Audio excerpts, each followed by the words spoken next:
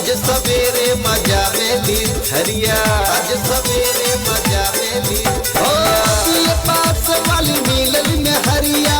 आज सवेरे मजा मेली धरिया काहे दई के दहेज हम आइल बानी, आइल बानी हर आइल बानी।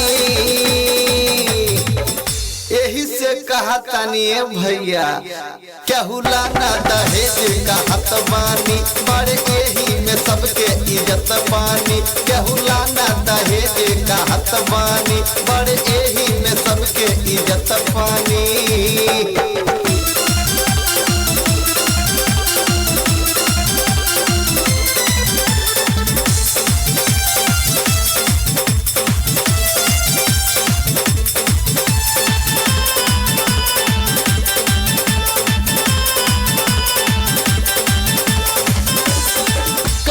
हरदम घुमावे के बासी, चल वही से जमन पहला अपाची। बड़े न तेल जानी हमके सुनावा, पल्ला जो हाथी पील खाना बनावा, पल्ला जो हाथी पील खाना बनावा। कहली हरदम घुमावे के बासी, चल वही से जमन पहला अपाची। बड़े न तेल जानी हमके सुनावा, पहले जो हाथी पील खाना बनावा। धान बेची के तेल भरावतानी, भरावतानी, भरावतानी।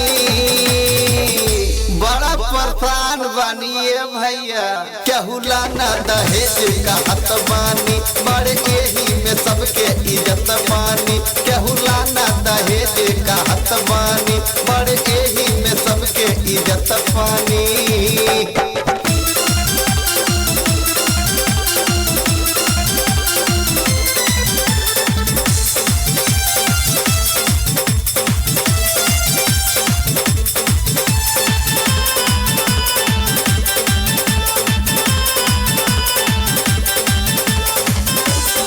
राती भर दादा करे परेशानी, सदियों से पीरिज के मांगे लिट पानी।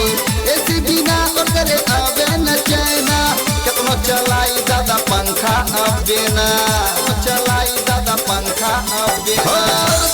दादा करे परेशानी, सदियों से पीरिज के मांगे लिट पानी। ऐसी बिना आवे न चैना, कितना चलाई दादा पंखा अब देना। नहीं के बिजली जनरेटर चलावतानी, चलावतानी, चलावतानी। तेल नाट पे बाबू केहू लाना दहेज कहत बानी, बड़े यही में सबके इज्जत बानी। केहू लाना दहेज कहत बानी, बड़े यही में सबके इज्जत बानी। धन्य हो बड़ के घराना के मेहरारू।